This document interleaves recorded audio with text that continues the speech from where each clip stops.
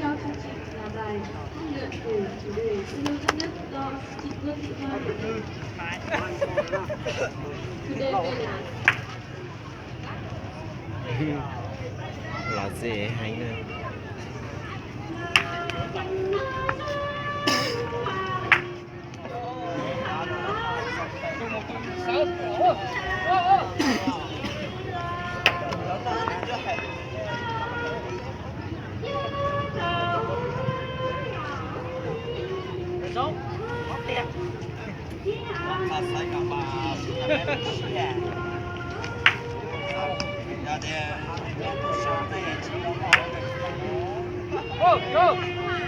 Cứ tự đái chị à. Rio à cháu. Ui. Xì hay nữa. Đó chuột đó là cháu.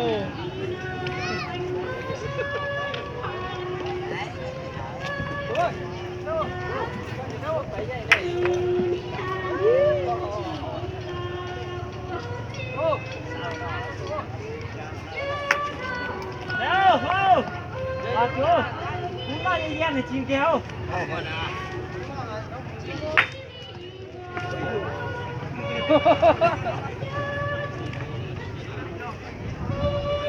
Ô, là kéo. Chế kéo. Nhà mua thầy là kéo. Con này nó.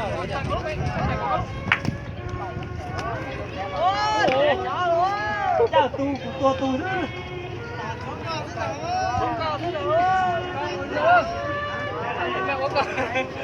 Cho tao cái gì không? Các lại cho ăn anh này là Lẻ quá. chưa. Ô sao? Tôi cho con này mày sẽ chung.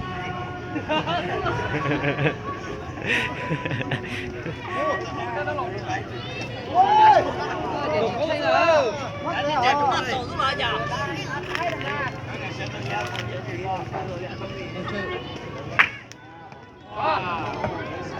Nó đông có này.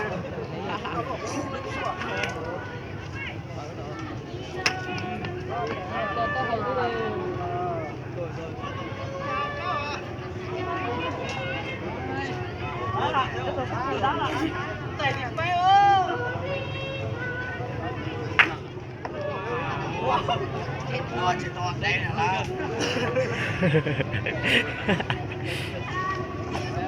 Đâu rồi chú lại. đi đánh khách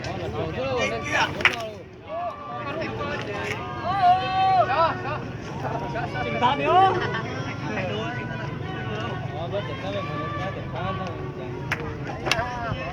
Đâu?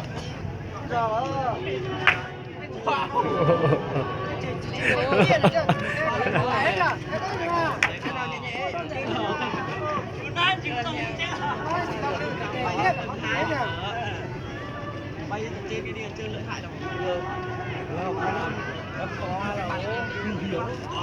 Mẹ nó bò.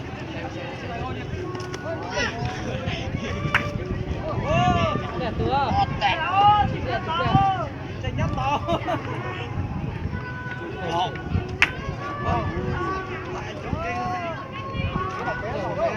Lúc đó chị em